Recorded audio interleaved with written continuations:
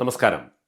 ധാരാളം സ്ത്രീകളും പുരുഷന്മാരും അംഗങ്ങളായുള്ള ഒരു ന്യൂഡിസ്റ്റ് ക്ലബിലേക്ക് ഒരിക്കൽ മുഖ്യ അതിഥിയായി ഒരു പുരോഹിതനെ ക്ഷണിച്ചു.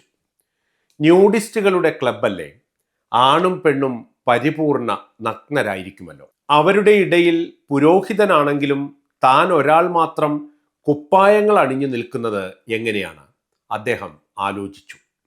അതിനാൽ ലോഹയും മറ്റു വസ്ത്രങ്ങളും ഊരിക്കളഞ്ഞ് പരിപൂർണ നഗ്നനായിട്ടാണ് അച്ഛൻ ക്ലബിലേക്ക് കടന്നു ചെന്നത്. അപ്പോഴാണ് തനിക്ക് പറ്റിയ അമളി അദ്ദേഹത്തിന് മനസ്സിലായത്. അതിഥി ഒരു പുരോഹിതനാണല്ലോ എന്ന് കരുതി ക്ലബിലെ അംഗങ്ങളെല്ലാം ഭംഗിയുള്ള വസ്ത്രങ്ങൾ ധരിച്ച് സ്വീകരണത്തിനായി ഒരുങ്ങി നിൽക്കുന്നു. കേരളത്തിലെ അശ്ലീല ധാർമ്മികവാദികളുടെ അവസ്ഥയും ഇതിന് സമാനമാണ്. ഒരുത്തൻ തുണിയില്ലാതെ നിൽക്കുമ്പോൾ അതുവരെ ഉടുതുണിയില്ലാതെ നിന്നവരെല്ലാം കൂടി തുണിയെടുത്ത് ഉടുത്തു നിന്ന് അവനെ കളിയാക്കും.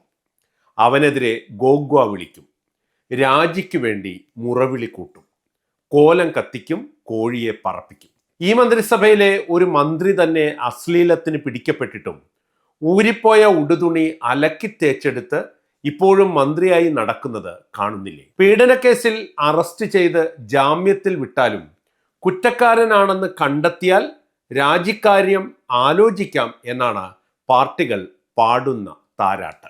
ഇടതുപക്ഷത്തെ പീഡകർക്കെതിരെ പ്രക്ഷോഭം നടത്തിയവരുടെ കീശയിൽ ഇതേ വിഷയത്തിൽ ജയിലിൽ കടന്ന എം വിൻസെന്റും കേസും കുറ്റപത്രവും സമർപ്പിച്ച എൽദോസ് കുന്നപ്പള്ളിയും ഉണ്ടായിരുന്നു. ചില പീഡന പരാതികൾ പാർട്ടി തന്നെ അന്വേഷിച്ച പീഡനത്തിന് അത്ര തീവ്രതയില്ല എന്ന് പറഞ്ഞ് രാജിയാക്കും.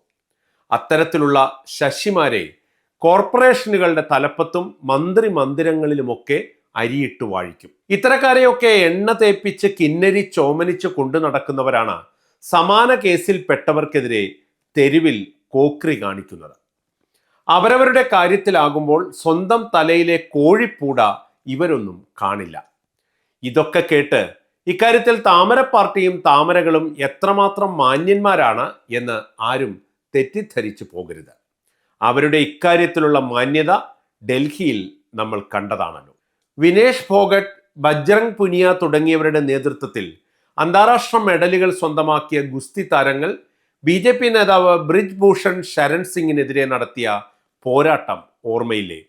ഗുരുതരമായ ലൈംഗിക അതിക്രമത്തിനെതിരെ തെളിവ് സഹിതം അവർ രംഗത്ത് വരികയും രാജ്യം മുഴുവൻ പ്രതിഷേധിക്കുകയും ചെയ്തപ്പോൾ നരേന്ദ്രമോദിക്കൊപ്പം നാവ് പണയം വെച്ചവരാണ് ഇക്കൂട്ടർ. ഏറ്റവും ഒടുവിലത്തേത് ഓർമ്മിപ്പിച്ചു എന്ന് മാത്രം. ഇവരാണ് ഇവിടെ തെരുവുകൾ തോറും ചാരിത്ര പ്രസംഗം നടത്തിക്കൊണ്ടിരിക്കുന്നത്. ഇത്തരം ആഭാസക്രിയകളും ആഭിചാരക്രിയകളും പൊട്ടിപ്പുറപ്പെടുമ്പോൾ പാർട്ടി ഭേദമന്യേ നമ്മുടെ രാഷ്ട്രീയ നേതൃത്വങ്ങൾ കാട്ടുന്ന കുറെ അഭ്യാസങ്ങളുണ്ട്. വീണിടത്ത് കിടന്നുരുളുക, മലർന്നു കിടന്ന് തുപ്പുക, നനഞ്ഞിടം കുഴിക്കുക, സ്വന്തം കണ്ണാടി തല്ലിപ്പൊട്ടിക്കുക തുടങ്ങിയവ അവയിൽ ചിലതു മാത്രമാണ്. CPIM സംസ്ഥാന സെക്രട്ടറി MV ഗോവിന്ദന്റെ പ്രഖ്യാപനം കേട്ടില്ലേ?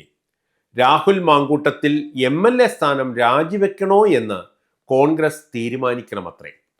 ഉറച്ചൊരു രാജി ആവശ്യപ്പെടാൻ പറ്റാത്ത വിധത്തിൽ അത്രയ്ക്ക് അവശനാണ് അദ്ദേഹം. സ്വന്തം കൂട്ടിലിട്ട് വളർത്തുന്ന ഗിരിരാജന്മാരും രാജിവെക്കേണ്ടി വരും എന്ന ഭീതിയാണ് ഗോവിന്ദനെ ഭരിക്കുന്നത്. മുകേഷിന്റെ രാജിക്കായി മുറവിളി കൂട്ടിയ സണ്ണി ജോസഫിന്റെ ഗാന്ധിയൻ മൂല്യങ്ങളോ അതിപ്പോൾ എവിടെയാണ് പലിശയ്ക്ക് കൊടുത്തിരിക്കുന്നത് എന്ന് അദ്ദേഹത്തിന് പോലും അറിയില്ല. നാട്ടിലെങ്ങും പാട്ടായ പ്രാദേശിക നേതാക്കളുടെ പീഡന കഥകൾ അറിഞ്ഞാൽ പല പാർട്ടികൾക്കും എല്ലാ പ്രദേശത്തും പീഡകരുടെ ഒരു പാർട്ടി ഘടകം തന്നെ ഉണ്ടാക്കേണ്ടി വരും. ഇത്തരത്തിൽ സ്വന്തം ഉടുതുണി അഴിഞ്ഞു വീഴുന്ന സന്ദർഭങ്ങളിലെല്ലാം ഇവർക്കായി ഇവരുടേത് മാത്രമായ സ്വന്തം ധാർമ്മികതയും സ്വന്തം മനസാക്ഷിയുമൊക്കെ ചാടി പുറത്തു വരും. അപ്പോഴെല്ലാം ഞങ്ങളുടെ നേതാവിൻ്റെ തുണിയഴിഞ്ഞാൽ നിങ്ങൾക്കെന്താ എന്ന പഴയ മുദ്രാവാക്യം മട്ട് അവർ പരസ്പരം നോക്കി വിളിച്ചുകൊണ്ടിരിക്കും. പീഡന വിഷയത്തിൽ ഏത് പാർട്ടിയിലായാലും 3 തരം നേതാക്കളാണ് നമ്മുടെ നാട്ടിൽ ഉള്ളത്. പീഡിപ്പിച്ചിട്ട് പിടിക്കപ്പെട്ടവർ, പീഡിപ്പിച്ചിട്ട് പിടിക്കപ്പെടാത്തവർ, പീഡിപ്പിക്കാൻ പേടിയുള്ളവർ. അതിനാൽ ഇത്തരക്കാർക്കെതിരെ പരാതിയുമായി എത്തുന്നവരോട് ഒന്നേ പറയാനുള്ളൂ: നിങ്ങൾ പരാതിയുമായി എത്തേണ്ടത് നിയമമാർഗങ്ങളിലേക്കാണ്. ഒരു പാർട്ടിക്കാരനെതിരെയുള്ള പരാതി മറ്റൊരു പാർട്ടിക്കാരനെ ഏൽപ്പിക്കരുത്.